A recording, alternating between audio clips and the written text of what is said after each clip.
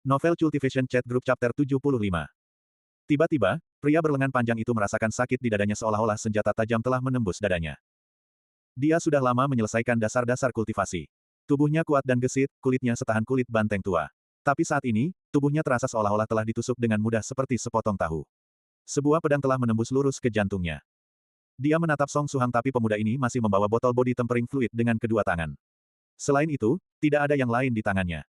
Apa ini? Apa yang sebenarnya terjadi? Darah segar mengucur dari dadanya, diserap oleh pedang tak terlihat itu, mewarnai ujung pedang menjadi merah.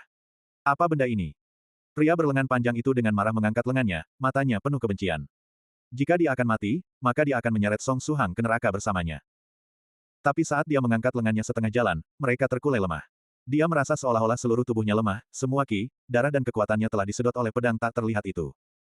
Pada saat itu, dalam pikirannya, ada ratusan ribu biksu botak tanpa henti melantunkan mantra, tak terbataslah lautan penderitaan, namun seseorang yang akan bertobat dapat mencapai pantai terdekat. Pelaku kesalahan mencapai keselamatan segera setelah dia meninggalkan kejahatan. Menyebalkan. Song Suhang menarik napas dalam-dalam dan dengan kuat menarik pedang terbang berwarna hitam. Sebuah pedang terbang. Pedang terbang Great Master Tong Xuan. Beruntung dia belum mengembalikannya. Hanya setelah mendapatkan izin Great Master Tong Xuan, Medicine Master dan dirinya sendiri bisa melihat pedang terbang itu. Di mata orang lain, pedang ini benar-benar tak terlihat dan tidak mungkin untuk menentukan keberadaannya. Tentu saja, jika kekuatan lawan jauh lebih unggul daripada Great Master Tong Xuan, maka itu masalah yang berbeda sama sekali. Sejak saat mereka bertemu, Song Suhang telah membawa pedang terbang itu di tangannya. Niat awalnya adalah menunggu pria itu mendekat sebelum mencari kesempatan untuk menikamnya. Namun, Song Suhang tidak menyangka bahwa lawan akan begitu saja menerjangnya tanpa pikir panjang. Yang perlu dilakukan Song Suhang hanyalah sedikit menyesuaikan posisi ujung pedang, dan mengarahkannya ke jantung pria berlengan panjang itu. Lalu, dengan suara desis, jantung musuh tertembus. Itu sangat sederhana, dan benar-benar semudah membalikkan telapak tangan. Dia bahkan tidak perlu menggunakan sting pill. Pedang terbang. Pria berlengan panjang itu membuka mulutnya, dan dengan susah payah mengucapkan dua kata ini, lifesteal. Memiliki kehidupan orang biasa, dengan level kultivasi manusia fana. Namun dia memiliki body tempering liquid, pedang terbang, dan identitas, senior, yang bahkan ditakuti Altar Master. Hanya cultivator legendaris yang maha kuasa yang akan tahu cara melakukan Magic Lifesteal, kan? Tapi bukankah Magic Lifesteal hanya legenda? Song Suhang tidak peduli dengan apa yang dikatakan pria berlengan panjang itu, dia mengangkat pedang terbang hitam, dan bau darah menyerang hidung. Meskipun dia telah mempersiapkan tekadnya, bau darah ini masih membuat Song Suhang merasa tidak nyaman, bagaimanapun juga, dia bukan iblis yang membunuh orang seperti memotong rumput. Beberapa hari lalu, dia hanyalah seorang mahasiswa biasa. Mengambil napas dalam-dalam, diri sejatinya dari True Self Meditation Scripture muncul, meredam dorongan hatinya dan mengembalikannya ke ketenangan. Apakah kamu punya kata-kata terakhir? Tanya Song Suhang. Aku. Pria berlengan panjang itu membuka mulutnya untuk berbicara. Saat dia berbicara, pedang terbang Suhang sekali lagi diangkat, memenggal kepalanya dengan sekali tebas. Pria berlengan panjang itu tidak mati dengan tenang dengan kepala terpisah dari tubuhnya, mayatnya yang tidak lengkap jatuh ke tanah. Selain itu, tidak ada setetes darah pun yang mengalir dari lukanya. Pedang terbang milik Great Master Tong Xuan ini bukan senjata biasa, membunuh orang tanpa mengeluarkan darah adalah salah satu fungsi dasarnya. Ya, aku hanya mengatakannya untuk bersenang-senang, aku sebenarnya tidak diizinkan mendengarkan kata-kata terakhirmu. Tangan yang memegang pedang Song Suhang sedikit gemetar, tangannya terasa lemah, tapi dia secara bertahap mendapatkan kembali ketenangan. Ini adalah pertama kalinya dia mengambil nyawa. Sebelum ini, dia bahkan belum pernah menyembelih ayam, ini tekadku. Sebuah tekad yang diperlukan. Pria berlengan panjang itu adalah orang pertama yang mati di tangannya, tapi dia bukan yang terakhir. Jika memungkinkan, dia sebenarnya lebih suka menangkap pria berlengan panjang ini hidup-hidup dan mencari tahu di mana Altar Master bersembunyi. Sayangnya kekuatannya tidak cukup. Musuh adalah cultivator yang telah membuka kedua acupoin mata dan hidungnya, dia tidak punya keyakinan untuk menaklukkan lawan seperti itu. Pada titik ini, keputusan yang tepat adalah membunuh pria berlengan panjang itu. True Self Meditation Scripture di kepalanya terus beroperasi, memungkinkannya menjaga ketenangan saat menghadapi mayat tanpa kepala ini. Menggenggam pedang terbang hitam dengan satu tangan, Song Suhang dengan hati-hati bergerak maju, dan mulai menggeledah mayat pria berlengan panjang itu. Lawan tidak memiliki banyak barang di tubuhnya. Sebotol cairan obat yang menusuk hidung, ini seharusnya Course Dissolving Liquid. 3 pisau tanpa gagang. Ada juga genteng dengan kepala binatang dan 3 bekas cakar terukir di atasnya. Ini seharusnya identitas pria berlengan panjang itu atau organisasinya, kan? Mungkin ini akan menjadi petunjuk yang berguna. Selain ponsel Zhao Yaya, ada juga lebih dari 1000 RMB dalam bentuk uang tunai. Bagi seorang cultivator yang telah membuka kedua acupoin mata dan hidung, orang ini benar-benar miskin. Song Suhang membuka botol cairan obat, dan menuangkan sedikit pada mayat pria berlengan panjang itu.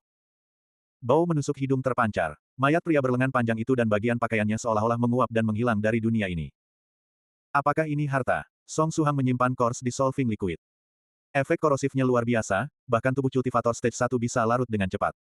Tapi bisa juga dikatakan karena itu mayat yang tidak bisa mengaktifkan ki dan darah di dalamnya untuk melawannya. Tapi asalkan digunakan dengan benar, itu bisa dianggap senjata yang layak untuk pembunuhan, kan? Pada akhirnya, Song Suhang menuangkan sedikit lebih banyak Course Dissolving Liquid ke sisa pakaian musuh, menyebabkan jejak terakhir pria berlengan panjang itu yang ada di dunia ini terhapus. Setelah memastikan bahwa dia tidak meninggalkan jejak, Song Suhang menggendong Zhao Yaya di punggungnya dan bergegas ke tempat Medicine Master. Zhao Yaya sudah tidak sadarkan diri untuk beberapa waktu, dia sedikit khawatir bahwa pria berlengan panjang itu mungkin telah menggunakan sesuatu seperti racun, jadi akan lebih baik baginya untuk membawanya ke tempat Medicine Master untuk pemeriksaan. Sekitar 4 menit kemudian, Zhao Yaya merasakan lehernya sakit, dia merasa seperti telah tidur dalam posisi yang salah. Selain itu, tempat tidur terus bergetar, dia mendengus beberapa kali dengan tidak puas, mengekspresikan perlawanannya terhadapnya. Tapi tempat tidur malah bergetar lebih keras. Bajingan, bisakah kamu membiarkanku tidur dengan benar? Zhao Yaya dengan marah membuka matanya, dan terkejut menemukan bahwa dia tidak tidur di tempat tidur, dan malah bergerak cepat di jalan di punggung seseorang. Aduh, ya ampun, apa yang terjadi di sini? Dia terkejut, dan kantuknya surut melampaui cakrawala. Mungkinkah seseorang menculikku? Untungnya, dia cepat menyadari bahwa orang yang menggendongnya adalah orang yang sangat dikenalnya. Dia terlalu akrab dengan Song Suhang, dan mampu mengenali siapa orang ini hanya setelah menjadi lebih sadar. Suhang, di mana kita? Dia dengan lembut menepuk bahu Song Suhang dan berkata dengan suara lembut. Jie, kamu sudah bangun. Song Suhang berhenti berlari, dan menurunkannya ke tanah. Apa kamu baik-baik saja? Apakah kamu merasa tidak enak badan dimanapun? Zhao Yaya mengerutkan kening, tubuhku baik-baik saja, tapi belakang leherku sedikit sakit. Ngomong-ngomong, mengapa aku di sini? Jie, kamu bertanya mengapa kamu di sini. Bukankah kamu yang meneleponku untuk datang? Aku bergegas ke sini dan menemukanmu terbaring di bangku di pinggir jalan dalam tidur nyenyak. Karena itu, aku akan menggendongmu ke tempat di mana kamu bisa tidur. Song Suhang memiliki ekspresi tulus saat menatap Zhao Yaya. Dia tidak berbohong, memang, Zhao Yaya, yang memanggilnya keluar, Zhao Yaya juga, tertidur, nyenyak, dia juga bersiap untuk menggendongnya ke suatu tempat untuk tidur yang benar. Zhao Yaya menatap Suhang untuk waktu yang lama, dan menemukan bahwa dia sepertinya tidak berbohong sama sekali.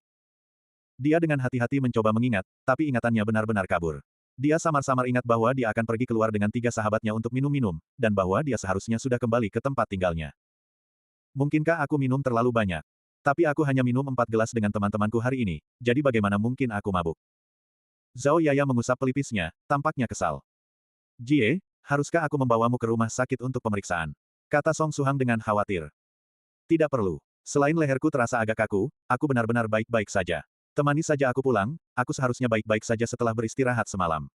Zhao Yaya mengusap belakang lehernya, dia merasa seperti dipukul dengan tebasan karate, betapa menyakitkan. Selain itu, tidak ada masalah lebih lanjut dengan tubuhnya.